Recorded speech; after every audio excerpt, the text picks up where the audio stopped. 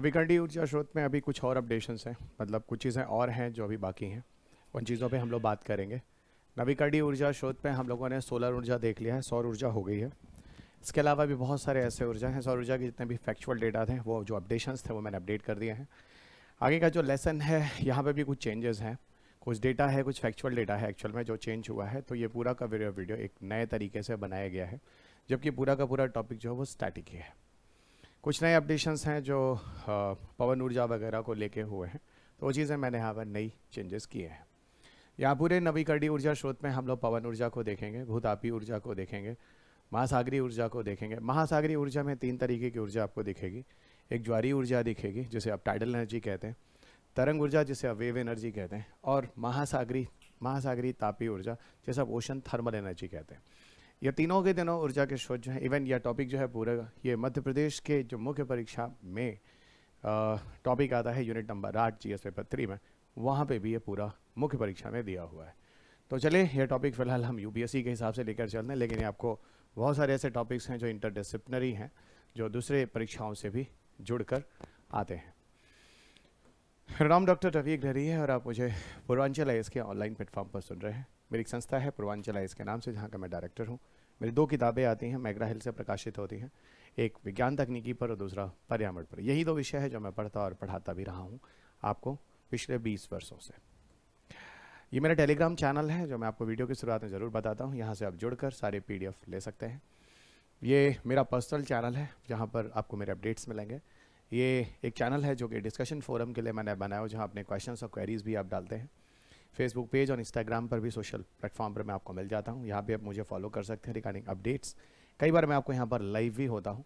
YouTube पर मेरे जो करंट वीडियोस वगैरह आते हैं वो डॉक्टर रविग्रीज क्लासेस या पूर्वांचल आईएएस जो यूट्यूब चैनल है, वहाँ आपको सारे अपडेट्स मिल जाते हैं।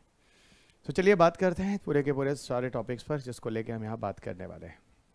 देखिए, सबसे पहले एक्चुअल में हम बात करने वाले हैं पवन ऊर्जा के बारे में। और पवन ऊर्जा के बारे में बात करते समय सबसे पहले मैं आपको एक चीज़ बताऊंगा।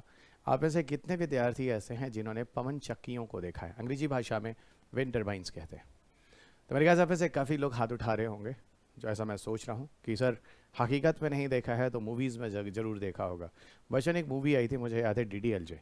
वहाँ पे भी यूरोप का सीन था, वहाँ पर भी विंड टर्बाइंस चलते हुए दिखाया गया था। तो वही मैं कहना चाह रहा हूँ कि ज़्यादातर अगर आपने रियलिटीज़ में नहीं देखा होगा तो मूवीज़ वगैरह में ज़रूर देखा होगा। तो जब आपने विंड टर्बाइन देखा होगा तो विंड टर्बाइन की साइज़ कितनी होगी? तो अच्छा खासा आपने देखा होगा, काफ़ी बड़ी होती है। और विंड टर्बाइन जो होती है उसकी एक हाइट होती है। और वहाँ पर आपने जब भी विंड टर्बाइन देखा होगा तो वो किस स्पीड से चल रहा होगा? मैं आपसे पूछूँ, विंड टर्बाइन की स्पीड क्या रही होगी? तेज़ रहती है, धीमे रहती है, या बहुत धीमे रहती है? तो आपका उत्तर होगा सर बहुत धीमे होती है। और क्यों बहुत धीमे होती है उसके पीछे आप कारण जानते हो कि बहुत बड़ा होता है, और बहुत बड़ा होने से ये बहुत तेज़ी से नहीं घूम सकता है। फाइन, तो मैंने आपको एक इनडायरेक्टली बहुत सारी चीज़ें बता दी कि विंड टर्बाइन जो होते हैं बहुत बड़े आकार के होते हैं, अच्छी खासी हाइट पर होते हैं। इसलिए हाइट पर होते हैं ताकि कोई हवा का बैरियर ना हो, वायु आसानी से वहाँ से पास हो सके। और तीसरी चीज़ आपको एक बात और बताऊँ कि काफ़ी हैवी होने की वजह से काफ़ी धीरे चलते हैं। अब इन्हीं सारी चीज़ों को ध्यान में रखकर हम पवन ऊर्जा की बात करने जा रहे हैं, जहां उसी विंड टर्बाइन से हम विद्युत निर्माण का कार्य करेंगे। और यहाँ पर भी अगर देखें तो ये नवीकरणीय ऊर्जा है, विंड बहती रहेगी, पवन के द्वारा जो विद्युत है उसका निर्माण होता रहेगा। सबसे पहले आपको लिए चलते हैं आजकल के पवन टर्बाइन जो विद्युत उत्पादन में वायु का उपयोग कर विद्युत निर्माण की प्रक्रिया में सक्षम है। सबसे पहले आपको बताऊँ, यहाँ पर सबसे ज़्यादा खासियत जो होती है वो विंड टर्बाइन की होती है। विंड टर्बाइन जो होता है, जो आप पंखे देखते हैं, उनका एक विशेषता शेप होता है, और उस शेप के लिए एक शब्द बोलते हैं अंग्रेजी भाषा में जिसे कहते हैं एरोडायनेमिक शेप। क्या बोलते हैं मित्र? उसे हम कहते हैं एरोडायनेमिक शेप, यानी आप कह सकते हैं वायु गतिकीय आकार। यानी जिस हिसाब से वायु की गति होती है उस हिसाब से विंड टर्बाइन में मूवमेंट हो जाए। तो शेप बहुत मैटर करता है, एरोडायनेमिक शेप बहुत मैटर करता है। पता है, दुनिया में फर्स्ट जनरेशन के फाइटर प्लेन बनाए गए थे, तो वहाँ पे भी जो पंखे हुआ करते थे, जो प्लेन्स वगैरह को करने के यूज़ करने के लिए, वो एरोडायनेमिक नहीं हुआ करते थे। वहीं द्वितीय पीढ़ी से जब एरोप्लेन्स वगैरह बनाए गए तो एरोडायनेमिक बनाए गए। एरोडायनेमिक का सीधा मतलब है जैसी विंड आती है उसके हिसाब से आसानी से उसको अपथ्रस्ट मिलता है, ओके, ऊपर उठने में मदद करता है। तो यहाँ पे भी आपको बताऊँ, एरोडायनेमिक जो शेप होता है वो एरोडायनेमिक शेप कुछ इस तरह के शेप को बोलते हैं। जैसी थोड़ी सी भी विंड की स्पीड आती है, जो पंखे होते हैं उनका शेप ऐसे होता है कि वो अधिक प्रभावी होते हैं और वो घूमना प्रारंभ करते हैं।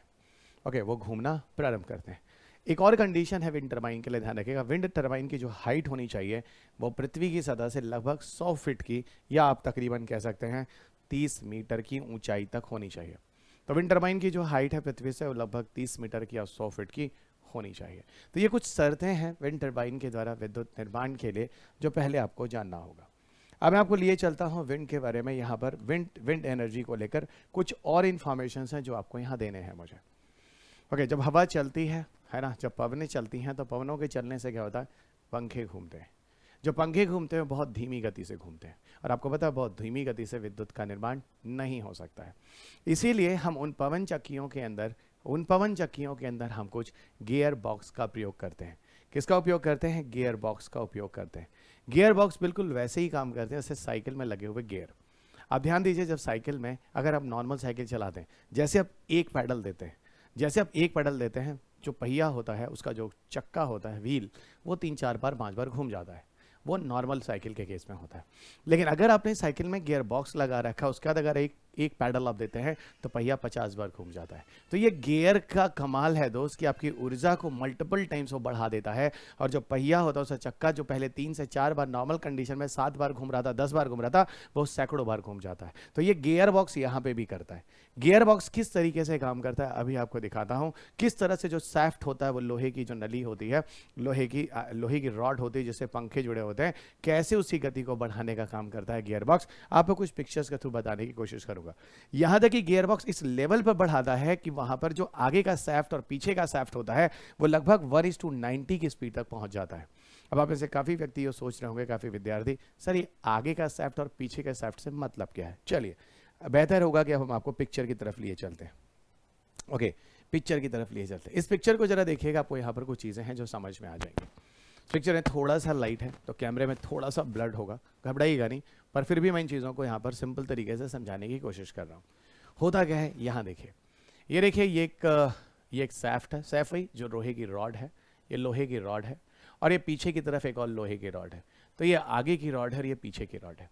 और आगे की रॉड से यहाँ देखो पंखे लगे हुए हैं, टरबाइंस लगे हुए हैं, और यहाँ देखो पंखे लगे हुए हैं, ब्लेड्स लगे हुए हैं, है ना, ये, और एक यहाँ पर ब्लेड एक इधर लगा हुआ है, ये ब्लेड। यानी यहाँ पर आपको कुल 3 पंखे यानी 3 ब्लेड्स दिख रहे हैं इस पिक्चर में, जो आपको यहाँ पे दिख रहा है। ये आगे वाला नली है, लोहे की रॉड है, जिससे ये तीनों के तीनों सैफ्ट जो हैं वो जुड़े हुए हैं। अब आप देखिए, जैसे विंड बहता है और ये विंड टरबाइन जो होता है वो घूमना शुरू होता है। आपको बताऊं कि विंड की टरबाइंस जो विंड घुमाती है, ठीक है, विंड की स्पीड जो विंड को घुमाती है, इसके लिए एक न्यूनतम गति होती है। आपको पता कितनी होनी चाहिए? 8 किलोमीटर प्रति घंटे का होना चाहिए। विंड की, पवन की न्यूनतम गति इन पवन चक्कियों को घुमाने के लिए कितनी होनी चाहिए? लगभग 8 किलोमीटर प्रति घंटा होनी चाहिए। और भारत में अगर आप औसत देखोगे तो 10 से 12 किलोमीटर प्रति घंटे का आता है। भारत में अगर आप औसत देखोगे तो लगभग 10 से 12 किलोमीटर प्रति घंटे का आता है। तो कहने का सीधा अभिप्राय है कि जैसे ये विंड टरबाइन घूमता है, ये पंखे घूमते हैं, ये सैफ्ट भी घूम जाता है। और सैफ्ट जो पीछे के सैफ्ट के साथ जुड़ा होता है, बीच में एक गियर बॉक्स होता है। क्या होता है बीच में एक गियर बॉक्स होता है। ये गियर बॉक्स क्या करता है? बिल्कुल वैसे से साइकिल के पैडल वाली चीज़ मैंने बताई थी। अगर ये एक बार घूमता है बच्चा, तो गियर बॉक्स लगने की वजह से जो पीछे की सैफ्ट होती है ना, जो लोहे की रॉड होती है, वो करीब 90 बार तक घूम सकती है, जो अभी आपको मैं पीछे दिखा रहा था। यानी इस लेवल तक इसमें पीछे की सैफ्ट या रॉड के घूमने की क्षमता होती है। और एक बात बताओ, अगर पीछे की रॉड को, अगर मैं यहाँ पर पीछे है ना, इसको टरबाइन से जोड़ दूं, अगर इसको मैं टरबाइन से जोड़ दूं, तो आप सब जानते हो टरबाइन बहुत तेजी से घूम जाएगा, 90 बार घूम जाएगा। और टरबाइन जब अच्छी तरह से पीछे से तेजी से घूमेगा तो उसको क्या बोलते हैं? इसको बोलते हैं यांत्रिक ऊर्जा। और आप पीछे के लेक्चर में देख चुके हो कि यांत्रिक ऊर्जा, जो टरबाइन घूमती है, उससे जो ऊर्जा जनित होती है भौतिकी में, उसको यांत्रिक ऊर्जा कहते हैं। इसी यांत्रिक ऊर्जा में डायनामो या जनरेटर आप लगा दीजिए, डायनामो या जनरेटर लगा दीजिए, और यही यांत्रिक ऊर्जा जाएगी। और नीचे अगर मान लीजिए बैटरी रखा हुआ है, तो बैटरी लगातार क्या होगा? बैटरी जो होगा वो लगातार चार्ज होता चला जाएगा। तो बैटरी जो होगा लगातार वो चार्ज होता चला जाएगा। तो यहाँ बैटरी जो है वो लगातार चार्ज होता चला जाएगा। ठीक है, तो ये आपको एक छोटा सा तरीका है जिसके माध्यम से विद्युत निर्माण की प्रक्रिया को समझाने की कोशिश की गई है।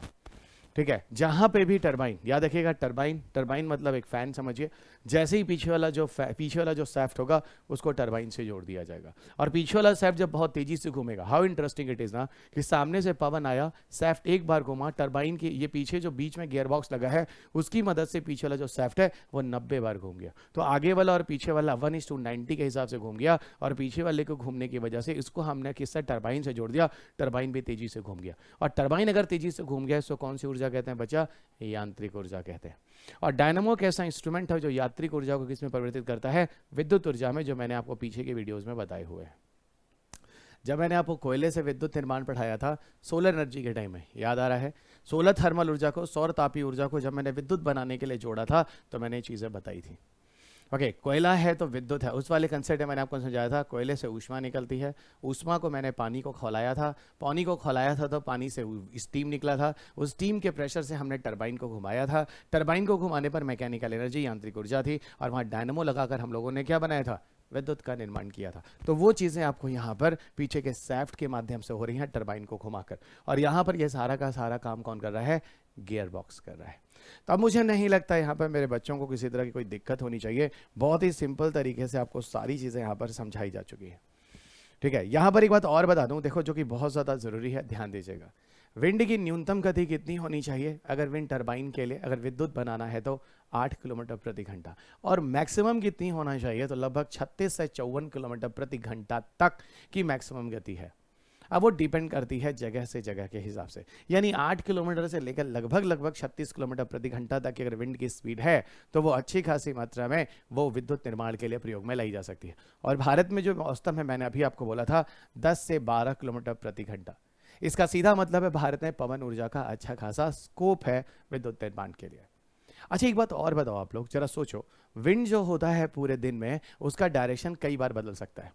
गांव के लोग, जैसे हम लोग के पिताजी और दादाजी लोग, तो विंड की हवा के डायरेक्शन को देख के बता दिया करते थे कि भैया बारिश होगी।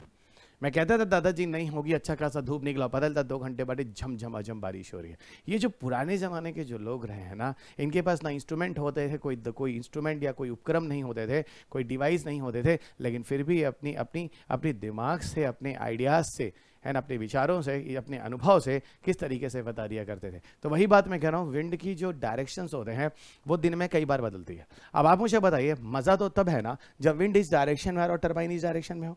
अब विंड इस डायरेक्शन से आ रहा, टरबाइन इस डायरेक्शन में है, तब तो टरबाइन मूव करेगा, लेकिन अभी थोड़ी देर बाद टरबाइन तो ऐसे बचा और विंड इधर से आने लगा, तो घबराइए नहीं, इसको सेंस करने के लिए इसी विंड टरबाइन में विंड वेन लगे होते हैं। क्या लगे होते हैं? विंड वेन लगे होते हैं। विंड वेन एक तरह के निर्देशक होते हैं, एक तरह के एक्चुअल में सेंसर होते हैं।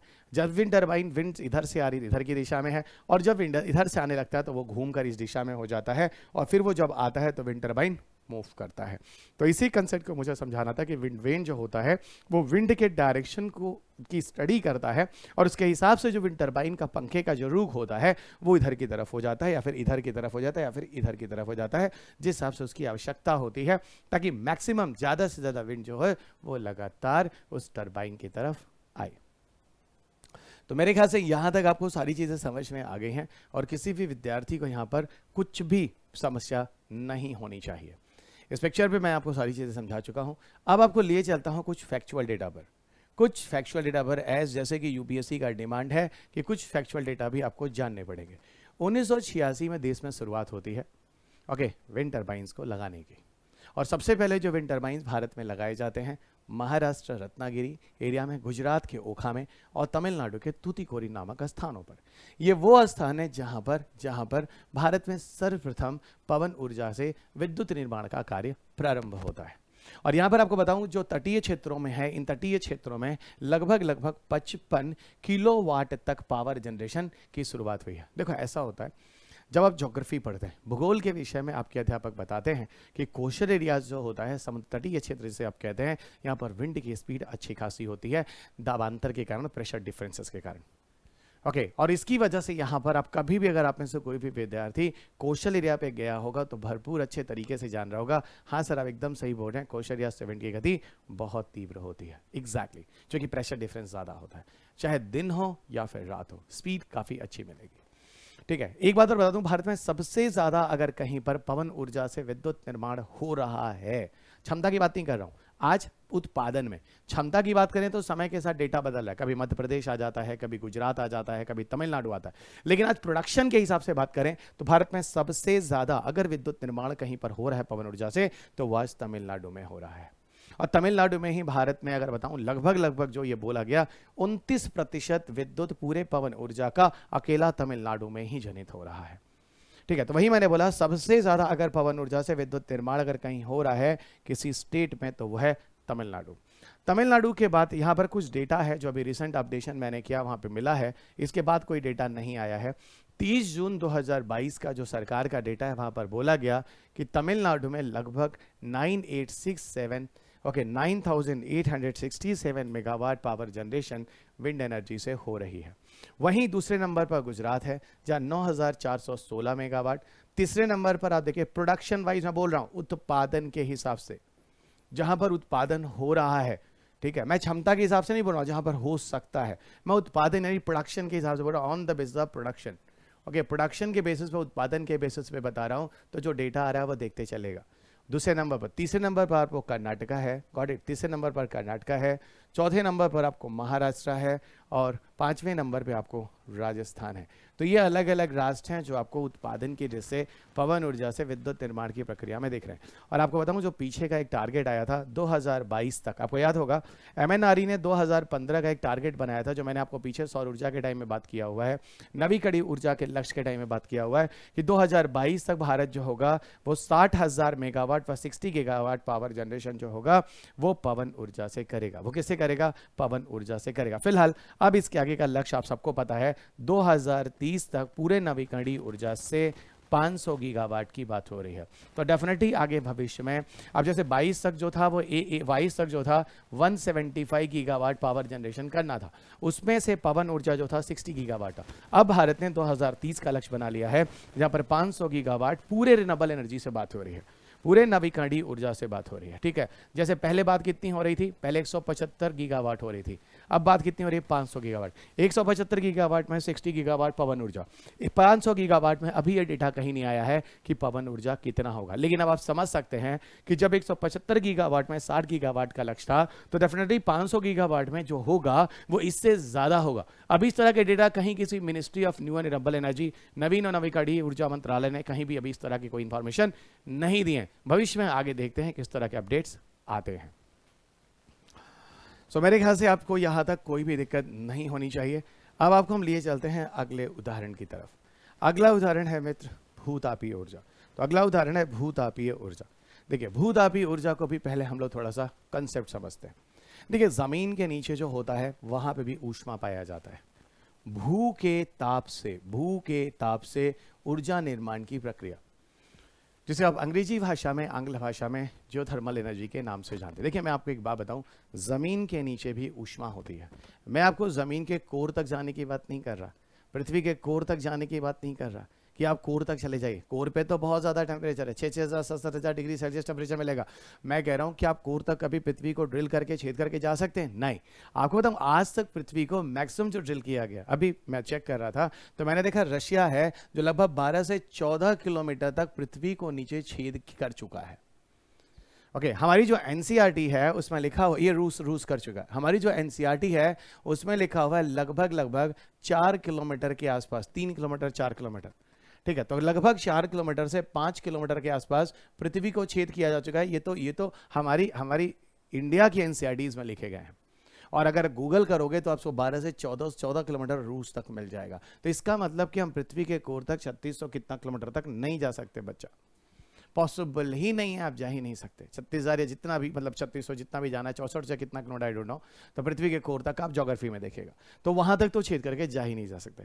अब मैं आपको क्या कह रहा हूं कि पृथ्वी से अगर आपको ऊष्मा चाहिए तो असल में क्या होता है, देखिए 300 मीटर से लेकर लगभग 3000 मीटर तक, जो मैंने ऑफिशियली आप अपनी किताब में भी लिखा है, 3000 मीटर का मतलब होता है 3 किलोमीटर तक। यानी पृथ्वी की सतह से 300 मीटर से लेकर 3000 मीटर तक, यानी 3 किलोमीटर तक, यहां पर जो ऊष्मा प्रकृति में पाई जाती है पृथ्वी के नीचे, उस प्राकृतिक ऊष्मा का उपयोग किया जाएगा विद्युत निर्माण में।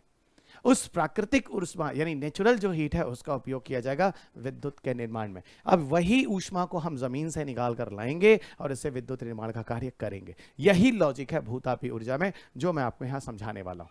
इवन 80 किलोमीटर के बाद की गहराई पर अगर आप पृथ्वी पे जाते हैं, 80 किलोमीटर के बाद की गहराई में अगर पृथ्वी पर जाते हैं तो वहां ऊष्मा मिलेगी मिलेगी, लेकिन जो ऊष्मा हम जनरली सामान्यतः विद्युत निर्माण के लिए प्रयोग में लाएंगे वो पृथ्वी में नीचे जाने पर 300 मीटर से 3 किलोमीटर की डेप्थ पर अवेलेबल है, जो मैं आपको जनरली यहां समझाने की कोशिश करने वाला हूं, जिसकी मदद से हम लोग उस ऊष्मा को जमीन से नीचे निकाल कर ऊपर लाएंगे, नीचे की ऊष्मा ऊपर लाएंगे और उसी को क्या करेंगे, उस ऊष्मा की जो स्टीम होगा ओके उसको विद्युत निर्माण में प्रयोग में लाएंगे। ठीक है, कैसे लाएंगे, क्या करेंगे, उन सब बारे में हम लोग धीरे धीरे चर्चा करते हैं।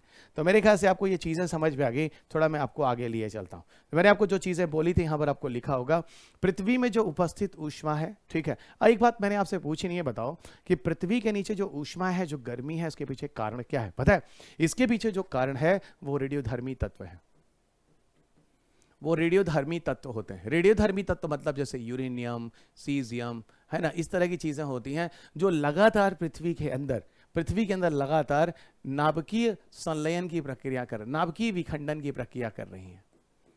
नाभिकीय विखंडन का मतलब होता है, आपको आगे समझ में आएगा, कि जहां पर ये धीरे धीरे टूट रहे हैं और टूटने से वहां पर ऊष्मा निकल रही है।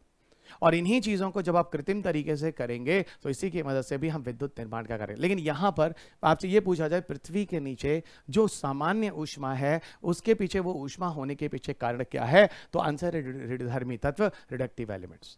और रेडियोधर्मी तत्व के बारे में हम लोग नाभिकीय ऊर्जा में बात करने वाले हैं। यह अस्थिर तत्व होते हैं, इनकी ऊष्मा या ऊर्जा जनित करने की क्षमता बहुत ज्यादा होती। तो इसका मतलब सर आप ये कहना चाह रहे हैं कि पृथ्वी के नीचे प्राकृतिक तरीके से वहां पर नाभिकीय विखंडन की प्रक्रिया, इन रेडियोधर्मी तत्व जो मौजूद हैं प्रकृति में, वहां लगातार चल रही है, जिससे लगातार ऊष्मा वहां पर मौजूद है, डेफिनेटली। और कभी कभी यही ऊष्मा की मात्रा बढ़ जाती है तो जमीन के ऊपर जो प्लेट्स होते हैं जिन पर हम लोग रहते हैं, वो उन पर दबाव डालते हैं, बाहर निकलने की कोशिश करते हैं। अगर फट जाते हैं तो ज्वालामुखी होते हैं, और नहीं फटते ऊपर के प्रेशर को डिस्टर्ब करते हैं, और प्रेशर्स के जो प्लेट्स होते हैं, उन प्रेशर्स की वजह से जो प्लेट्स होते हैं उनका मूवमेंट शुरू होता है, और वही प्लेट्स जो होते हैं वो अर्थक्वेक का, भूकंप का कारण बनते हैं। फिलहाल उस लेवल पे हम नहीं जाएंगे, क्योंकि हमारा यहां पर काम है सिर्फ और सिर्फ भूस्थैतिक ऊर्जा की मदद से विद्युत निर्माण का कार्य करना, जो मैं आपको यहां समझाने की कोशिश कर रहा हूं। और देखिए, मैंने अभी आपको बोला था 80 किलोमीटर के बाद की गहराई पर तो ऊष्मा एक सामान्य प्रक्रिया है जो होती ही होती है। लेकिन अगर 300 मीटर से लेकर 3000 मीटर तक की 3 किलोमीटर की गहराई पे जाएं तो यहां जो ऊष्मा मिलती है, इसी ऊष्मा को असल में हम भूतापी ऊर्जा के रूप में विद्युत निर्माण के लिए प्रयोग में लाएंगे। और अब कुछ चीजें बता दूं, दुनिया में सबसे पहले अगर भूतापी ऊर्जा की मदद से किसी जगह पर ऊष्मा निर्माण का कार्य किया गया तो 1911 में, और वो स्थान था लॉर्ड रेलो, इटली में। तो लॉर्ड रेलो, इटली में विश्व का पहला भूतापी विद्युत संयंत्र जो है स्थापित किया गया है। ओके, विद्युत संयंत्र स्थापित किया गया, इस चीज को ध्यान रखिएगा एज अ फैक्चुअल डेटा। इस पिक्चर में मैंने आपको यह समझाने की कोशिश की है, देखो क्या समझाने की कोशिश की है, समझिएगा। यहां आपको साफ साफ दिख रहा है कि ये पृथ्वी है, पृथ्वी के अंदर का स्ट्रक्चर है, और 300 मीटर यहां से लेकर और लगभग 3000 इस गहराई तक, है ना, इस गहराई तक, इतनी हाइट से हाइट तक आपको ऊष्मा दिख रही है। ठीक है, तो ये पूरा का पूरा क्षेत्र है, और 80 किलोमीटर के बाद का एरिया तो बहुत ही कॉमन है जहां आपको ऊष्मा मिल ही जाती है। तो इस पिक्चर से मैंने थोड़ा सा आपको समझाने की कोशिश की है। अगर आपके पास मेरी बुक है, ओके, तो वहां पर आपको जो रवि अग्रवाल की जो मैग्रा हिल से पब्लिश होती है, वहां पे फिगर नंबर 3.4 में ये पिक्चर दिया हुआ है, वहीं से मैंने पिक्चर लिया हुआ है। अब देखिए, अगर हम भूतापी ऊर्जा से विद्युत निर्माण की बात करें, अगेन आई रिपीट, अगर हम भूतापी ऊर्जा से विद्युत निर्माण की बात करें, तो भूतापी ऊर्जा से विद्युत निर्माण की बात करते हैं तो कुल 3 प्रकार की प्रक्रियाएं हैं। भूतापी ऊर्जा से अगर हम विद्युत निर्माण की बात करते हैं तो कुल 3 प्रकार की तकनीकियां हैं जिनका विकास किया गया है। कौन कौन सी तकनीकी हैं? पहली तकनीकी जिसे हम कहते हैं ड्राई स्टीम पावर प्लांट, दूसरी तकनीकी जिसे हम कहते हैं फ्लैश स्टीम पावर प्लांट, और तीसरी तकनीकी जिसे हम कहते हैं binary cycle power plant. Fine, अब देखिए, तो कितनी कुल ऐसी तकनीकियां हैं जो भूतापी ऊर्जा की मतलब माध्यम से विद्युत निर्माण में प्रयोग में लाए जाएंगे? तो कुल 3 तकनीकियां हैं जो मुख्य हैं। पहला ड्राई स्टीम पावर प्लांट, दूसरा फ्लैश स्टीम पावर प्लांट, तीसरा बाइनरी साइकिल पावर प्लांट। होता क्या है समझिएगा, ड्राई स्टीम पावर प्लांट जो है वो सबसे कॉमन पावर प्लांट है। ओके, सबसे कॉमन पावर प्लांट है ये, मैं नहीं कर रहा सबसे ज्यादा लगाया गया, लेकिन सबसे सामान्य पावर प्लांट भूतापी ऊर्जा से विद्युत बनाने का यही है। जबकि इसके अलावा फ्लैश स्टीम पावर प्लांट दुनिया में सबसे ज्यादा लगाए गए हैं। अगर फ्लैश स्टीम पावर प्लांट और बैटरी साइकिल पावर प्लांट की बात करें तो उसके लिए कुछ कंडीशंस हैं। जो फ्लैश स्टीम पावर प्लांट है वो उन जगहों पर ही लगेगा जहां पर तापमान 350 फ़ारेनहाइट से अधिक है जमीन के नीचे। वहां पर जितनी ऊष्मा मिल जाएगी, अगर इतनी ऊष्मा मिलती है तो वहां पर फ्लैश स्टीम पावर प्लांट लगाना विद्युत निर्माण के लिए काफी सफल होगा। वहीं पर अगर हम बाइनरी साइकिल पावर प्लांट की बात करें बच्चा, तो ये वहां पर लगाना ज्यादा सक्षम होगा जहां पर तापमान 100 फ़ारेनहाइट तक होता है। तो जमीन में जहां नीचे तापमान 100 फ़ारेनहाइट तक होता है उन स्थान के लिए बाइनरी साइकिल पावर प्लांट जो होता है काफी अच्छा है। अब यहां पर मैं आपको एक बात बताता हूं, हमें इन तीनों पर नहीं जाना है। नाम मैंने आपको तीनों बता दिए हैं, कौन कौन से भूतापी ऊर्जा के स्रोत हैं जिनका हम प्रयोग करते हैं, लेकिन यहां पर आपको मैं बता दूं हमें डिटेल में सिर्फ एक ही पढ़ेंगे जिसका नाम है dry steam power plant. Okay, एक बात मैं आपको फिर से बता दूं कि एक्चुअल में जब हमने पीछे बात किया था कि कोयला से विद्युत का निर्माण कैसे होता है, तो मैंने आपको क्या बताया था? मैंने आपको यही बताया था कि जब कोयले से विद्युत का निर्माण होता है तो किस तरीके से होता है जरा समझिएगा। मैंने कहा था कि मान लीजिए ये कोयला है, ये कोयला है, गॉट इट, ये कोयला है, इसको मान लीजिए ये कोयला है, ठीक है। जब ये कोयला जलता है बच्चा, ये देखो, जब ये जलता है तो इससे क्या निकलता है? इससे निकलता है ऊष्मा। हर किसी को पता है ऊष्मा निकलता है। अगर मैं इसी को एक प्रेशर कुकर में जल रख दूं और उस जल में अगर मैं इस ऊष्मा को दूं, तो सबको पता है इस जल में क्या होने वाला है बच्चा? यहां से स्टीम निकलने वाला है। क्या निकलने वाला है? स्टीम, एक वाष्प, तगड़ा वाष्प निकलने वाला है। पता है, यही स्टीम जो आप कोयला जलाकर निकालते हैं, ये स्टीम ऑलरेडी पृथ्वी के अंदर नेचुरली, प्राकृतिक रूप में मौजूद है। आपको कुछ कोयला जलाने की जरूरत नहीं। आप सबको पता है जब आप कोयला जलाते हैं बच्चा तो यहाँ पर डिफरेंट तरह के पोल्यूशन होते हैं। CO2 निकलता है, SO2 निकलता है, नॉक्सेस निकलता है, कार्बन मोनोऑक्साइड निकलता है, और भी बहुत सारी गैसें निकलती हैं जो खतरनाक होती हैं। इसी स्टीम को, जो यहाँ से स्टीम निकलता है, उस स्टीम को आप ले जाकर किससे जोड़ते हैं? मैंने आपको पीछे भी कई वीडियोस में बताया है। इसको आप ले जाके जोड़ते हैं टरबाइन से। किससे जोड़ते हैं? इसको आप ले जाके जोड़ते हैं टरबाइन से। और जब टरबाइन तेजी से घूमता है तो उससे कौन सी ऊर्जा बनती है? अभी हमने इस चीज को आपको पवन ऊर्जा में भी समझाने की कोशिश किया था। यहां पर जो बनता है उसका नाम है यांत्रिक ऊर्जा। और यहीं पर आप क्या लगाते हैं? यांत्रिक ऊर्जा। यहीं पर आप लगाते हैं बच्चा डायनमो या जनरेटर, जो मैंने आपको बोला था। डायनमो या जनरेटर क्या करता है? एक ऐसा इंस्ट्रूमेंट होता है जो क्या करता है, इस यांत्रिक ऊर्जा को विद्युत ऊर्जा में परिवर्तित कर देता है।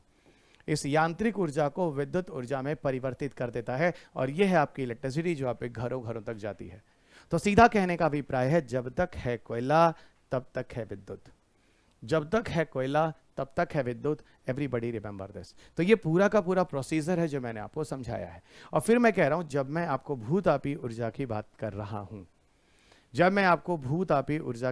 रहा हूं, तो भूतापी ऊर्जा में क्या करेंगे? कुछ नहीं बच्चा, ये जो ऊष्मा, ये जो स्टीम है ना, ये नेचुरली अवेलेबल है पृथ्वी के अंदर। वही 300 मीटर से लेकर 3000 मीटर यानी 3 किलोमीटर के डेप्थ पर नेचुरली अवेलेबल है। आपको कुछ करने की आवश्यकता नहीं। सिर्फ आपको करना क्या है? ड्रिल कर वो तकनीकी विकसित कर उसको बस बाहर लाना है और इससे विद्युत निर्माण का कार्य करना है। अब आपको लिए चलते हैं ड्राई स्टीम पावर प्लांट कैसे काम करता है। इधर आइएगा। जब हम ड्राई स्टीम पावर प्लांट की बात कर रहे थे, इस ड्राई स्टीम पावर प्लांट ही कैसे काम करता है आपको यहां दिखाता हूं। देखिएगा, ड्राई स्टीम पावर प्लांट सबसे कॉमन पावर प्लांट है। भूतापीय विद्युत संयंत्रों के सबसे सामान्य प्रकार है, बोला सबसे कॉमन टाइप है। यहां पर हम करते क्या है? भूमिगत जलाशयों से जो नीचे की तरफ जो ऊष्मा होती है, गर्म वाष्प होता है, उसको सीधा जमीन के ऊपर निकालते हैं और उसके प्रेशर से हम टरबाइन को चलाते हैं। और टरबाइन को चलाने ही क्या बन जाता है? यांत्रिक ऊर्जा। और यांत्रिक ऊर्जा को हम डायनेमो से जोड़कर फट से विद्युत निर्माण का कार्य करते हैं। इस प्रक्रिया को मैं आपको इस फिगर में समझाने की कोशिश करता हूं। फिगर थोड़ा सा ब्लड है, गुस्सा मत कीजिएगा, ठीक है, क्योंकि आप लोग बहुत जल्दी गुस्से में आ जाते हैं। यहां पर कुछ पिक्चर को समझाने की कोशिश करूंगा। पिक्चर ऑलरेडी लाइट है बच्चा, ठीक है। ये चरण 1 है। देखिएगा, 4 चरण है जो आपको समझाने की कोशिश कर रही। चरण 1 है, यहां चरण नंबर 2 है। और आपके पास अगर मेरी बुक है तो देख लीजिएगा, फिगर नंबर 3.5 जो वहां पे दिया हुआ है, उसी फिगर को मैं आपको लेके यहां समझा रहा हूं। चरण नंबर 2, ये है चरण नंबर 3, यानी इसी स्टेप पे मैं आपको समझाने वाला हूं। और ये बच्चा चरण नंबर 4, ये है क्या? चरण नंबर 4, यानी स्टेज 1, स्टेज 2, स्टेज 3 और स्टेज 4, इसी क्रम में देखिएगा। देखिए होता क्या है। नीचे से स्टीम मौजूद है, वो हमने यहाँ पर एक जियोथर्मल पावर प्लांट है जो जमीन के ऊपर लगाया गया, ठीक है। तो यहाँ जो एक छोटा सा धुंधला सा स्ट्रक्चर दिख रहा है वो जमीन के ऊपर, ये जमीन है ना, जमीन के ऊपर क्या है बच्चा, वो एक solar geothermal power plant setup किया गया। इसमें होता क्या है जरा समझना, जो स्टीम जमीन के नीचे है ना उसको ड्रिल करके हम निकाल के ला रहे हैं, देखो नीचे से निकाल के ला रहे हैं। ये स्टीम क्या है, ये स्टीम जो बच्चा क्या, वो एक प्रेशर है, इस प्रेशर को ले जाकर इस टरबाइन में भेज रहा है। ये जो जियोथर्मल पावर प्लांट है ना, भूतापी ऊर्जा, इसमें क्या है यहाँ देखिएगा, ये देखो ये स्टीम आ रहा है, ये स्टीम आ रहा है, और ये स्टीम को देखो यहाँ पर लाया जा रहा है, और जैसे ही स्टीम आता है यहाँ पर एक टरबाइन है, ये देखो ये क्या बच्चा, ये क्या, ये एक टरबाइन है, ये टरबाइन, ये क्या है, ये टरबाइन, इधर देखो ये जो है वो एक टरबाइन है। जैसे ही प्रेशर आएगा टरबाइन घूम जाएगा, जैसे ही प्रेशर आएगा टरबाइन घूमने लगेगा। अब बताओ अगर टरबाइन घूमने लगेगा, अगर टरबाइन घूमने लगेगा तो यहां पर कौन सी ऊर्जा आ जाएगी, सबको पता है मेरे बच्चों, यहां पर क्या हो जाएगा बच्चा, जल्दी बोलो, यहां पर यांत्रिक ऊर्जा हो जाएगी। और यांत्रिक ऊर्जा हो गई तो सबको पता है, आप एक काम करो, यहीं पीछे की तरफ आप लगा दो डायनमो, क्या लगा दो, डायनमो लगा दो। और सबको पता है अगर डायनमो लग गया तो डायनमो से क्या बन जाएगा, विद्युत, और इसी विद्युत को ले जाओ पीछे की तरफ और किसी बैटरी को चार्ज कर दो, किसी बैटरी को चार्ज कर दो, तो यहां पर आपने विद्युत तो बना लिया। अब क्या होगा, ये जो स्टीम यहां से आया ना, यहां पर क्या था, ये जो तेजी से आया ये है स्टीम, यानी गर्म भाप। जो गर्म भाप आया जब तेजी से वो टरबाइन को घुमाएगा तो अब यहां से होकर आगे बढ़ेगा, जब आगे बढ़ेगा इस स्टीम टरबाइन, ये देखिए स्टीम जो टरबाइन से होकर गुजरा है इसको ले जाके कलेक्ट करेंगे, कहां कलेक्ट, अभी देखो ये स्टीम जो टरबाइन जो आगे बढ़ रहा है ना, ये टरबाइन उसने घुमा दिया। अब ये जो स्टीम जो आगे बढ़ रहा है उसको ले जाते हैं हमारे कंडेंसर में रखते हैं। कंडेंसर क्या होता है, एक संघटक होता है ना, जो उसको संगठित करता है ना, संगठित होता है, संगठित करता है ना, संगठित करता है, और संगठित करके क्या करता है, संघनन करता है ना, संगठित से ज्यादा अच्छा संघनित कर देता है ना, संघनित कर देता है यानी कंडेंस कर देता है, और कंडेंस कर देता है तो यहाँ जो स्टीम या वाष्प होता है वो यहाँ क्या बन जाता है, द्रव बन जाता है। एक बात बताओ, जब गैस को अगर डेंस कर दिया जाए, उसको प्रेशराइज करके उसको कर दिया जाए, कन्वर्ट किया जाए तो गैस द्रव बन जाता है, और द्रव को और ज्यादा डेंस करो तो वो ठोस बन जाता है, ठीक है। तो यहां पर वो संघनित हो गया, द्रव हो गया, ठीक है, और द्रव को और है ना, लेकिन यहाँ द्रव तक ही करते हैं। अब क्या होगा, द्रव भारी होता है, तो यहाँ जो द्रव बना उसको फिर जमीन में नीचे की तरफ गड्ढा खोदते हैं, उसमें नीचे जाने देते हैं। अब देखो कितना इंटरेस्टिंग है ना, यहां से आया स्टीम और यहां वो जल भरकर गया नीचे, और यहां बीच में क्या हो गया, विद्युत का निर्माण। तो ये एक प्रक्रिया है, ये एक प्रक्रिया, आप स्क्रीन देख लो, हर स्टेप, चरण 1 सबसे पहले क्या हुआ, चरण 2 उसके बाद क्या हुआ, चरण 3 उसके बाद क्या हुआ, चरण 4 उसके बाद क्या हुआ। कई बार वीडियो को बैक कर करके आप देख लेना, इन चीजों को मैंने आपको बेहतरीन तरीके से समझा दिया है। स्क्रीन को अच्छे तरीके से देख लो, किस तरीके, अब याद रखना फिलहाल यूपीएससी में तो ये चीजें पूरे डिटेल में नहीं आएंगी कि पूरा भूतापी ऊर्जा को संयंत्र की क्रियाविधि समझाइए क्या है, लेकिन मैंने बोला ना जैसे मध्य प्रदेश वगैरह में ये क्वेश्चन आपके सिलेबस में, छत्तीसगढ़ वगैरह में तो सिलेबस में, ये तो मुख्य परीक्षा में आते हैं बच्चा, तो वहां पर तो आपको ये पूरे पिक्चर आपको ध्यान रखने पड़ेंगे और बनाने भी पड़ेंगे। अब आगे मैं लिए चलता हूं अगली चीजें।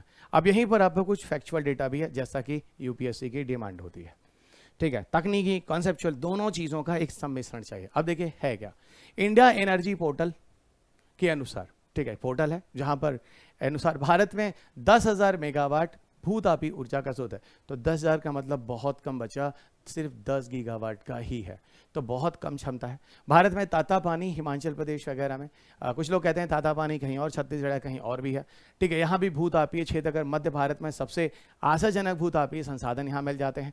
भारत में 300 से अधिक स्थल ऐसे हैं जो मैंने आपके पीछे के वीडियो में बताया था, जो भारत में आइडेंटिफाई किए गए हैं जहाँ जमीन में करीब करीब ऊष्मा मिलती है, उस ऊष्मा को आसानी से निकालकर भूतापीय ऊर्जा के माध्यम से विद्युत निर्माण का कार्य भी कर सकते हैं। ये भी काफी अच्छा है ना। तो भारत में भूतापीय ऊर्जा का मतलब ऑप्शंस हैं 300 से अधिक स्थान ऐसे दिख रहे हैं।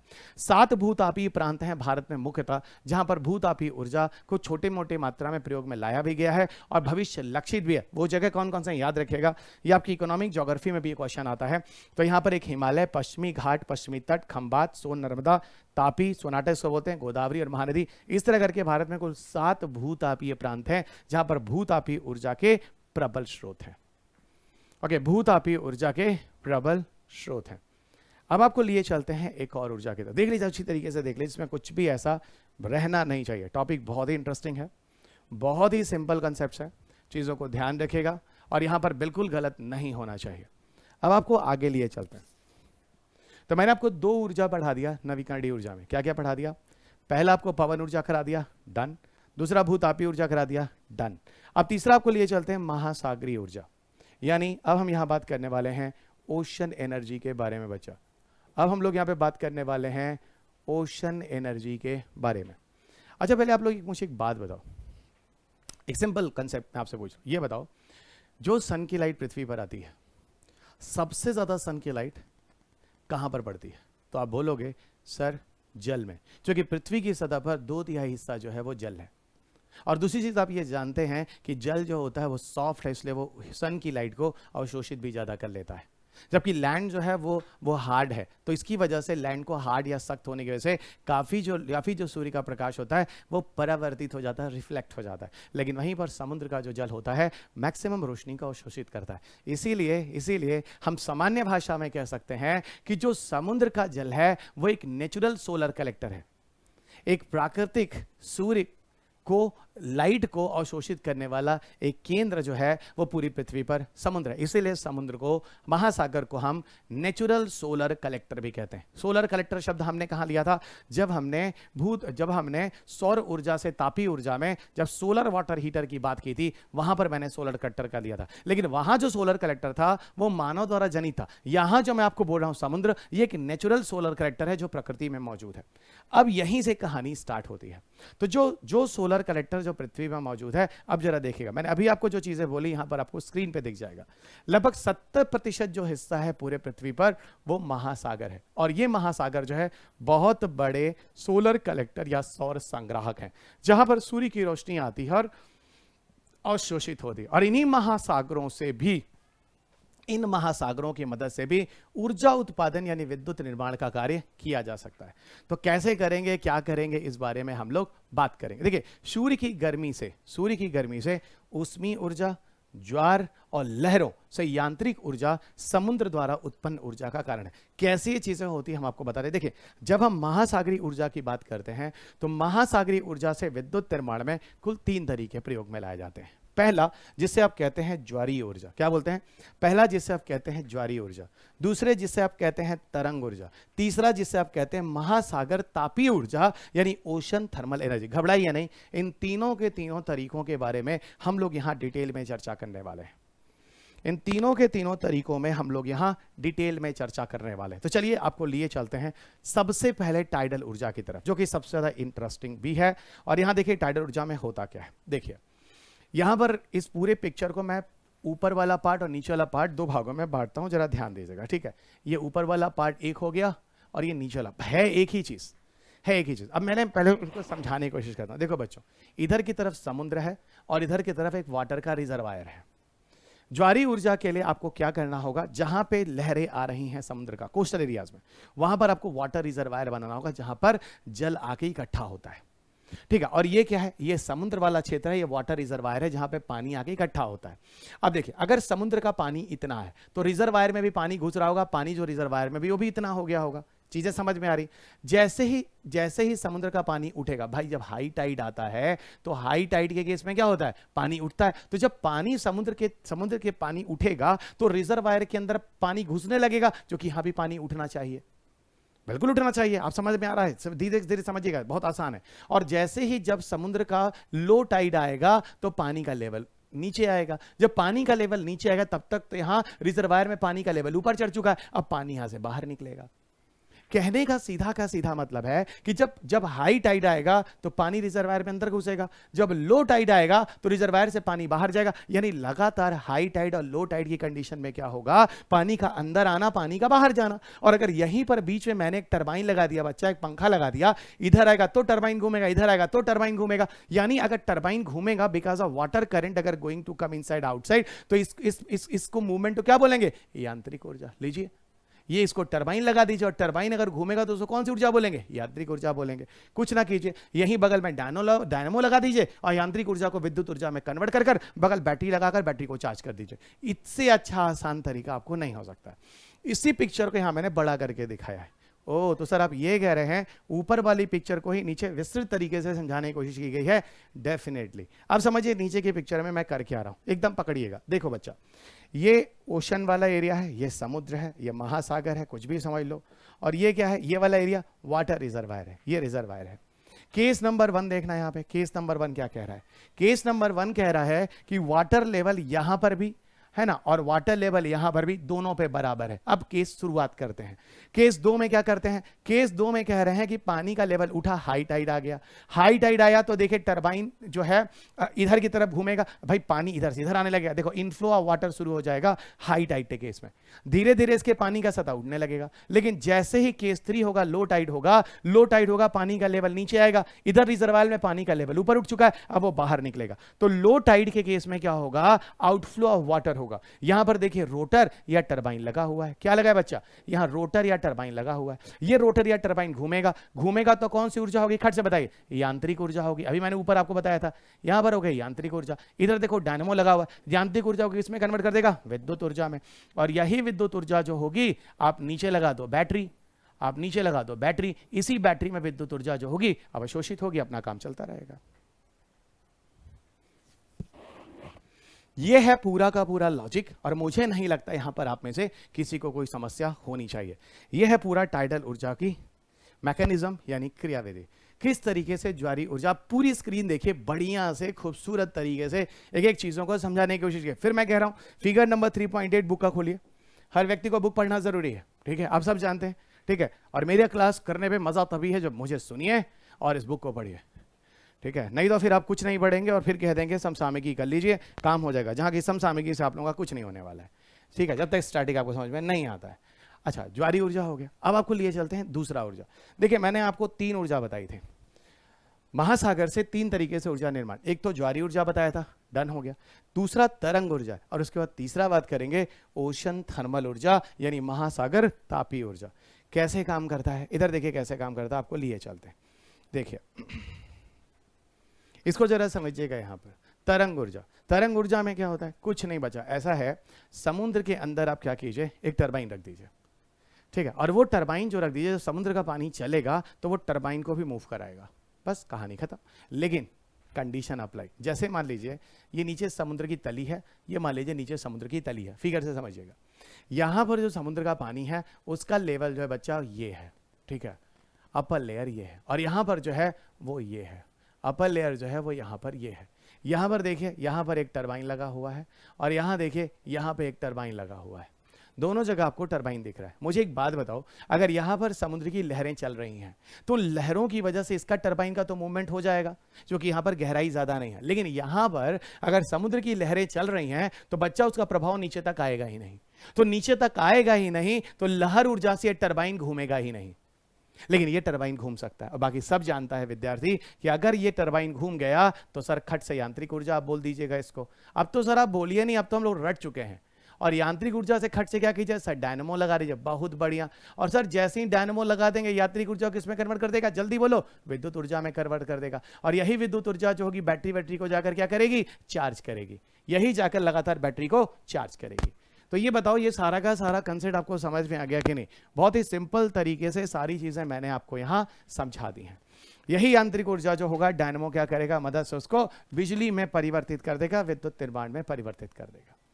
लेकिन आपको एक बात बता दूं, वेव ऊर्जा ज्यादा सक्सेसफुल नहीं है मित्र। वेव ऊर्जा जो है वो ज्यादा सफल नहीं है, इस चीज को अच्छी तरीके से ध्यान रखिएगा। अब आपको लिए चलते हैं एक और ऊर्जा की तरफ, और वो है लास्ट, जिसका नाम है ओशन थर्मल एनर्जी। क्या नाम है? Ocean thermal energy. आइए आपको लिए चलते हैं ओशन थर्मल एनर्जी की तरफ। इधर आओ। महासागर तापीय ऊर्जा। देखिए महासागर तापीय ऊर्जा के लिए भी कुछ कंडीशन चाहिए, और कंडीशन ये चाहिए कि यहां पर ऊपर के समुद्र के जल का तापमान और नीचे पानी के मतलब जल का तापमान एटलीस्ट इतना अंतर हो जाए कि 20 डिग्री तो मेंटेन हो। मतलब मैं ये कहना चाह रहा हूं कि ऊपर के समुद्र के जल का तापमान और नीचे के तापमान का डिफरेंस एटलीस्ट 20 डिग्री सेल्सियस का जरूर हो। और वो 20 डिग्री सेल्सियस के तापमान का जो डिफरेंस होगा बच्चा, वहीं पर ओशन थर्मल एनर्जी महासागर तापीय ऊर्जा का उपयोग विद्युत निर्माण में किया जाएगा। कैसे होगा, क्या होगा, आपको मैं समझाने की कोशिश करता हूं। देखिएगा, समुद्र का सतही जल गहरे समुद्र के पानी की तुलना में सूर्य की गर्मी से अधिक गर्म होता है, ठीक है। सतही जल डेफिनेटली। अच्छा एक बात मुझे बताओ, मैं आपको 2 तरह का पानी देता हूं, एक सामान्य पानी ले लो और एक पानी के अंदर सॉल्ट घोल लो जिसमें लवणता हो। यानी पानी के अंदर अगर आपने सॉल्ट घोल लिया जिसमें लवणता है और एक सामान्य पानी है, किसका घनत्व ज्यादा है? डेफिनेटली जिसमें लवण घुला हुआ है, नमक घुला हुआ है। आप मुझे एक बात बताइए, कौन सा पानी समुद्र की जो सूर्य का प्रकाश होता है वो ज्यादा अवशोषित करेगा? तो डेफिनेटली जिसका घनत्व ज्यादा होगा समुद्र का पानी। अरे बच्चा आप एक काम करो, 2 बजे दोपहर में चले जाओ छत पर, और 2 बजे दोपहर में जब आप छत पे चले जाते हो उस पर एक काम करो, छत पर जाने के बाद जरा पर 2 चीजों को छुओ, एक जो हल्का लकड़ी हो और एक जो भारी लोहा हो, घनत्व वाला, कठोर वाला। बताओ कौन सा ज्यादा गर्म मिलेगा? लोहा, क्योंकि उसका घनत्व ज्यादा है। डेफिनेटली वही चीज तो मैं भी कह रहा हूं, अगर पानी में लवणता घुली हुई है तो लवणता घुली है तो सूर्य की रोशनी को ज्यादा अवशोषित करेगी। बहुत सही, आप समझ चुके हैं। तो समुद्र का जो जल है वो ऊपर जब सन की लाइट आती है, आपको पहले ही बोला था नेचुरल सोलर कलेक्टर कौन इस पृथ्वी पर, तो हुआ था समुद्र का जल, क्योंकि 2/3 हिस्से में वही, और वही सबसे ज्यादा सूर्य के प्रकाश को अवशोषित भी कर रहा है। आप एक काम करो, सुनो, करो क्या, इधर आओ। तो अब यहां पर मैंने एक कंडीशन आपको बोल दिया, तापीय ऊर्जा का इस प्रकार से एक तापमान का अंतर आपको मेंटेन हो जाएगा, क्योंकि ऊपर जो है वहां तापमान ज्यादा होगा समुद्र में और नीचे तापमान कम होगा। ये लॉजिक आपको समझ में आता है, क्योंकि सूर्य की रोशनी ऊपर की तरफ अवशोषित ज्यादा होगी। अब देखिए फिगर नंबर 3.9 बुक से खोल लीजिएगा, बुक में खोल लीजिएगा, आपको एक पिक्चर देखेगा। इस पिक्चर की तरफ पूरी तरह से कॉन्सेंट्रेट हो जाइए। इस पिक्चर में आपको कुछ समझाने की कोशिश की जा रही है। क्या समझाने की कोशिश की जा रही है, समझिएगा। इस पिक्चर में आपको यह समझाने की कोशिश की जा रही है कि ऊपर जो है वो हॉट वाटर है, ये समुद्र का जल है जो कि सूर्य के प्रकाश की रोशनी को अवशोषित कर रहा है। तो जब सूर्य के प्रकाश की रोशनी यहां पर अवशोषित हो रही है, ये पूरी तरह से गर्म हो रहा है। इसका टेम्परेचर मान लीजिए अच्छा खासा 44-46 डिग्री सेल्सियस के आसपास पहुंच गया, जाएगा, बिल्कुल जाएगा और बिल्कुल जा सकता है। 43, 44, 46, 45 बिल्कुल जा सकता है, ठीक है। और नीचे की तरफ देखिए सूर्य का प्रकाश नहीं जा रहा है, तो ऑटोमेटिकली यहां पर पानी कैसा है, ठंडा जल है। और ऊपर और नीचे का तापमान लीजिए, नीचे जो है वो 23 डिग्री सेल्सियस का मेंटेन है। ये बताओ, नीचे 23 ऊपर 46, तो 23 डिग्री सेल्सियस का अंतर हो गया कि नहीं हो गया? हो गया। और मैं क्या कह रहा हूं, ओशन थर्मल ऊर्जा के लिए, इस वाले के लिए न्यूनतम 20 डिग्री तापमान का अंतर तो होना ही चाहिए। हो गया मैनेज, मिल गया मैनेज। अब सुनो, एक काम करो, जहां असल में इस पूरे के पूरे सिस्टम में होता क्या है, कुछ चीज ऊपर लगी होती है और कुछ चीज नीचे लगी होती है, और ये ऊपर की चीज को अधिक तापमान का प्रभाव चाहिए और नीचे की चीज को कम तापमान का प्रभाव चाहिए। इसीलिए ऐसी जगह पर ही ओशन थर्मल एनर्जी होगा जहां पर इस तरह की कंडीशन होगा। अब सुनो, होता क्या है, ऊपर वाले एरियाज में देखो, यहां पर एक कंटेनर है, उस कंटेनर में हमने अमोनिया डाल दिया। क्या दिया है? द्रवित अमोनिया डाल दिया है। और द्रवित अमोनिया का एक गुण है। द्रवित अमोनिया का क्या गुण है? द्रवित अमोनिया जो होता है वो वोलाटाइल लिक्विड है।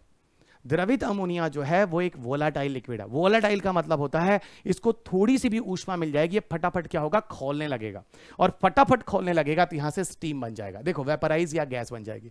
और ऊपर की तरफ यहां देखो 46 डिग्री सेल्सियस तापमान वाला पानी जो है इस कंटेनर को टच कर रहा है। तो जब कंटेनर को टच कर रहा है पानी बाहर से, तो अंदर कंटेनर का तापमान गर्म हुआ, तो यहां पर जो अमोनिया है वो वोलाटाइल लिक्विड होता है। वोलाटाइल का मतलब होता है थोड़ी सी ऊष्मा निकलेगी तो खोलने लगेगी, तो यहां थोड़ी सी भी ऊष्मा मिली है, खोलने लगा तो बच्चा यहां से क्या निकला, यहां से निकला स्टीम। और स्टीम क्या होता है, इस स्टीम में क्या है, इसमें वेपोराइज अमोनिया है, वाष्पित अमोनिया है। ये वाष्पित अमोनिया का जो स्टीम प्रेशर होगा वो जाएगा और तेजी से इस टरबाइन को घुमाएगा। नीचे की तरफ टरबाइन जो होगा वो घूमेगा, और टरबाइन जब घूमेगा बच्चा तो यहां कौन सी ऊर्जा होगी, खटाखट बताइए, यहां पर होगी बच्चा यांत्रिक ऊर्जा। और पीछे क्या होगा, पीछे देखो जनरेटर या डायनमो लगा लो। ये डायनमो क्या करेगा, यांत्रिक ऊर्जा को खट से विद्युत ऊर्जा में परिवर्तित कर देगा। इस विद्युत ऊर्जा को ले जाकर आप बैटरी को चार्ज कर लीजिए, और जब आपको जरूरत होगा इस विद्युत ऊर्जा को आप बिजली को प्रयोग में लाइएगा। एक चीज और सुनिए, यहीं पर जो वेपराइज अमोनिया स्टीम के फॉर्म में इसको घुमाया है, अब वो वेपराइज अमोनिया नीचे की तरफ होकर इसको घुमाने के बाद ये स्टीम का प्रेशर क्या होगा, ये अगले कंटेनर में जाएगा। अगले कंटेनर में यहां पर वाष्पित अमोनिया पड़ा हुआ, क्या पड़ा हुआ है, वाष्पित अमोनिया आ चुका है।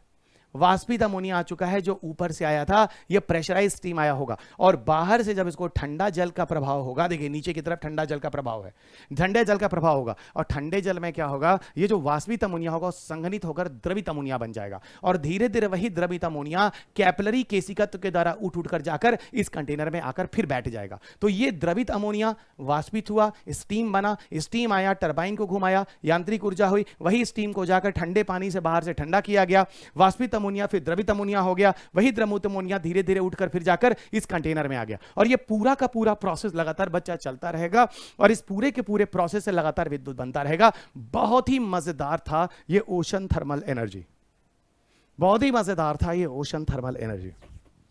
ओके, बहुत ही मजेदार था और मैंने आपको बहुत ही अच्छे तरीके से समझा दिया। और लिटरली यहाँ पर ये सारी की सारी चीजें आप देख लेना, ठीक है। इससे बेहतर आपको समझ में मुझे नहीं लगता कि मतलब इससे बेहतर मैं समझा सकता हूं, ठीक है। मैंने आपको बेहतरीन तरीके से जो बेस्ट हो सकता है वो समझा दिया। अब ओशन थर्मल एनर्जी आप में से कोई भी नहीं भूलेगा। अब आपको हम आगे लिए चलते हैं। ये देखिए, डेटा आपको जानना है, आपके परीक्षा के लिए हमेशा महत्वपूर्ण होता है। भारत में अगर हम ज्वारीय ऊर्जा की बात करें, देखिएगा, अगर हम भारत में ज्वारीय ऊर्जा की बात करें तो ज्वारीय ऊर्जा की संभावना अगर देखें तो कहां कहां है। देखिए, एक तो पश्चिमी तट यानी पश्चिमी घाट आपको अच्छा खासा मिल रहा है, जहां पर खंबात की खाड़ी और कच्छ की खाड़ी है। ये ज्वारीय ऊर्जा का सबसे प्रबल स्रोत है। और यहां पर बताऊं, अधिकतम ज्वार की जो सीमा है 11 मीटर और 8 मीटर की है। तो ज्वार जो पानी उठता और गिरता अधिकतर 11 और 8 मीटर का उठता गिरता है, ठीक है। और लेकिन औसतम देखें तो 6.77 मीटर से 5.23 मीटर का है, जो कि एक प्रबल जगह है ज्वारीय ऊर्जा से विद्युत निर्माण करने के लिए, ठीक है। वहीं पर कुछ नदियां पश्चिम बंगाल में सुंदरवन में जो गंगा डेल्टा वाला एरिया है, उसको भी माना जा रहा है, वहां पर भी टाइड का प्रभाव है, उसको भी माना जा रहा है कि वहां पर भी टाइडल ऊर्जा से विद्युत निर्माण हो सकता है। वहां पे भी माना जा रहा है कि टाइडल ऊर्जा से विद्युत निर्माण हो सकता है। तो ये कुछ प्रबल जगह हैं, स्रोत हैं, जो जगह हैं जहां पर जिसकी मदद से हम इसका निर्माण कर सकते हैं। अंत में इतना ही बोलूंगा कि इस टेलीग्राम चैनल से मेरे साथ जुड़े रहिए। ये ऊपर वाला जो चैनल है वो मेरा ऑफिशियल चैनल है, जहां पर आपको सिर्फ और सिर्फ मेरे अपडेट मिल जाएंगे। नीचे का टेलीग्राम चैनल है जहां पर आप मेरे साथ डिस्कशन फोरम में डिस्कशन भी कर सकते हैं। मुझे आप फेसबुक और इंस्टाग्राम पे भी फॉलो कर सकते हैं दिए गए लिंक पर, और यूट्यूब पर जहां पर आप ये वीडियोस वगैरह, कई वीडियोस वहां अपलोड करता रहता हूं करंट अपडेट्स वगैरह के लिए, बहुत इंपॉर्टेंट टॉपिक्स के लिए आप मेरे साथ यहाँ जुड़े रहें। इससे बाकी दोस्तों को भी बिल्कुल जोड़ दें, भविष्य में ये आप सबको बहुत काम आने वाला है। मेरे जो क्लासेस हैं वो आपको साइंस एंड टेक्नोलॉजी की जो कोर्सेज हैं वो आपको 4999 में अभी अवेलेबल है। अगर इस समय आप लेना चाहते हैं तो आपको पूरे विज्ञान तकनीकी के कोर्सेज, यूपीएससी, उसके अलावा जितने भी स्टेट पीसीएस, सीडीएस, एनडीए, जितना भी एग्जाम है। और एक बात और मैं बता दूं, जो कोर्सेज मैंने आपको डिजाइन किए हैं, ना तो मैंने कभी इस तरह की क्लासेस किसी जगह पे फिजिकली जाकर ली हैं, और ना तो किसी जगह पे पीछे जो अनअकैडमी स्टडी आएगी पता नहीं कहाँ का मैंने कभी कभी पढ़ाया होगा। उनकी जो रिकॉर्डेड वीडियोस पढ़े हैं उनमें भी वो चीज़ें नहीं हैं जो मैं आपको यहाँ करा रहा हूँ। आप में से जितने भी विद्यार्थी यहाँ पर हैं उनको अच्छी तरीके से समझ में आ रहा होगा। वहाँ पे कई ऐसे यूनिट्स हैं जो मैंने कवर किए ही नहीं हैं, और यहाँ पूरे के पूरे 11 यूनिट्स आपको बहुत ही अच्छे तरीके से कवर किए जा रहे हैं। तो आप सबके लिए बेहतर होगा कि आप इस कोर्स को जल्दी से जल्दी ले लें। इसके प्राइजेस आगे फिर बढ़ने वाले हैं। मेरे जो क्लासेस हैं वो आपको फेस टू फेस में, आपको गोरखपुर में मेरी एक संस्था है पूर्वांचल आईएएस के नाम से, जहां मैं आपको फेस टू फेस कक्षाएं भी देता हूं। मैं और मेरी पूरी दिल्ली की टीम, सिर्फ और सिर्फ दिल्ली की टीम, कोई लोकल फैकल्टी नहीं, यहाँ आकर आपको पूरी की पूरी कक्षाएं देती है। और एक सस्टेनेबल एजुकेशन प्लेटफॉर्म है। दिल्ली के जो फीस है आधे और आधे से भी कम है। यहाँ रहना खाना सब कुछ होता है दोस्त, और यहाँ पर आपको एक अच्छी गुणवत्ता वाली, वही मेरे अंदर में, मेरे मेंटरशिप में आपको पूर्वांचल आईएएस में पूरी क्लासेस मिलती हैं। तो आप में से जितने भी विद्यार्थी इच्छुक हैं और फेस टू फेस क्लासेस करना चाहते हैं, वो पूर्वांचल आईएएस में ज्वाइन कर सकते हैं। एक बेस्ट एजुकेशन है जो आपको मिल जाएगा। आपको दिल्ली अगल बगल कहीं जाने की आवश्यकता नहीं है। ये कॉन्टैक्ट नंबर है, यहाँ दिए गए नंबर पर आप बात कर सकते हैं किसी भी तरह की कोई आवश्यकता है तो। ये बुक है जो आपको पढ़ना ही पढ़ना है। आपको इसी बुक के साथ मुझे फॉलो करना है, और इसके साथ आगे के अपडेशन भी लगातार होते रहेंगे। ये मेरा यूट्यूब चैनल है जिसको आप सब्सक्राइब करेंगे, मैंने अभी आपको बोला है, और साथ ही साथ इसको लाइक और शेयर भी करेंगे वीडियोस को, बेल आइकॉन बजाएंगे भविष्य के नोटिफिकेशन के लिए, और पीडीएफ वगैरह के लिए आप टेलीग्राम ग्रुप से ले लेंगे, ठीक है। और इसके अलावा जो पूर्वांचल है इसका एप्लीकेशन है जहां पर मेरे कोर्सेज हैं वो मैंने आपको बता ही दिया है। उसी पूर्वांचल आईएएस ऐप पर जाइए और चुपचाप विज्ञान तकनीकी का कोर्स सब्सक्राइब कीजिए। यहां पर आपको इसके अलावा भविष्य में आपको पर्यावरण, बायोलॉजी, एग्रीकल्चर सारे ही कोर्सेज मिलने वाले हैं। इसे मिस मत कीजिएगा, इसे एस सूरज ज्वाइन कीजिएगा। और यहाँ पर बहुत सारे डिस्कशंस भी हैं, आपको पेपर डिस्कशन भी लेकर मैं वहाँ पर प्रारंभिक और मुख्य परीक्षा के वहाँ कराता हूँ। तो धन्यवाद दोस्तों, अगले लेसन में आपके साथ फिर मुलाकात होगी। मुझ पर भरोसा करने के लिए आप सबका तहे दिल से धन्यवाद। जय हिंद, जय भारत। पूर्वांचल आईएएस भारत में सिविल सेवा में सर्वाधिक सिलेक्शन दिलाने वाले doctor Ravi Agrahari and team अब गोरखपुर में भी। पूर्वांचल आईएएस, पेडलीगंज, इंदिरा नगर, गोरखपुर।